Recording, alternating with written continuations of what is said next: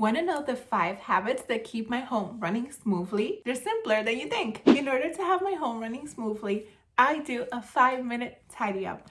3 times a day for a short 5 minutes, I tidy up my home. My boys and I go around the home and pick up things that are out of place and put them in their right place. This usually takes even less than 5 minutes, especially if you couple it with tip number 5. But getting into the habits of tidying up our homes multiple times a day is a surefire way to help our homes to run smoothly. The next thing I do to keep my home running smoothly is I use a planner and a home management binder. My home seems to run smoothly when I have everything I need to do in order, and it's not as hard or overwhelming as it sounds. If you keep these 2 items, things will surely be easy for your home to be managed as well. A home management journal is somewhere where you put all of the things pertaining to your home, a guide of how to run your home, if you will. In a planner, you just simply keep your goals for the day. You don't necessarily have to have both. If you're not a planner type person, that's totally okay. You can keep everything in your home management journal, but for me, it helps to not only have everything pertaining to my home, but my daily goals. This helps to keep my home running super smoothly because I know everything that is going on in my home and how often I have to do what. Not to mention, I have my goals every single month for things I need to do in my home, and I will break those down further in my planner. Even though there's always a bajillion things to do, keeping these 2 items has really helped to reduce the feeling of overwhelm, because with the home management journal, I can see everything about my home and what needs to be done.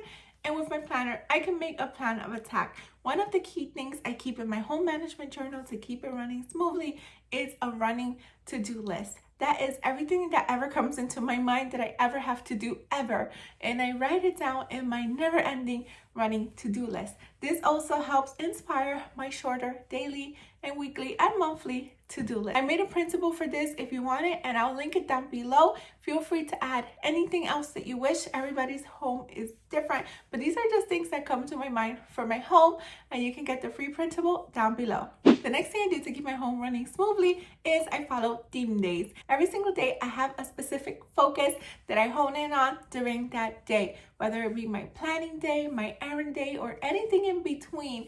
Having a clear focus for that day will help my home to run super duper smoothly because I don't feel overwhelmed like I'm handling 1,000 things, even though I usually am. By breaking it up into theme days, it feels much more manageable. If you want your home to run smoothly too, I super suggest implementing this one.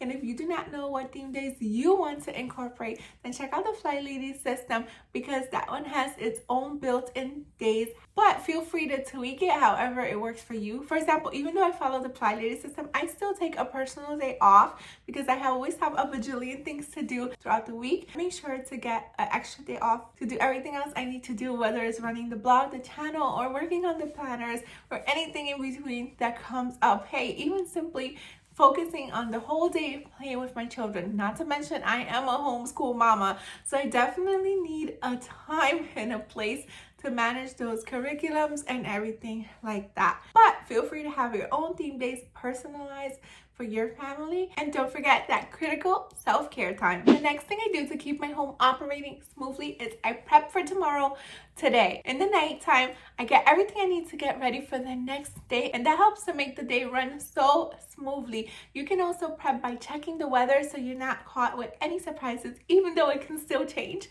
For the most part, you are prepared. You can also prep your things ready for breakfast, double check your planner, make sure that you have everything ready for the next day. If you're homeschooling, be sure that you have everything prepped for the next day's lesson. If you have an appointment or some errands to run, just be sure to have everything ready the night before. It really doesn't take that long, but it helps to prepare the night before. Even picking out our clothes helps a ton in the morning because it helps with decision fatigue without spending so much time in the morning looking for something to wear. We can also make sure that we present our best selves by picking out an outfit the night before so that we have exactly what to wear the next day and we're not running about. Another thing to do the night before to prepare for the next day is something like loading the dishwasher if you have one, or washing your dishes by hand if you don't, because otherwise we will not have clean dishes the next day, and those kind of things can make for a super rough morning. So starting out the next day, the night before, super duper helps your home to run more smoothly.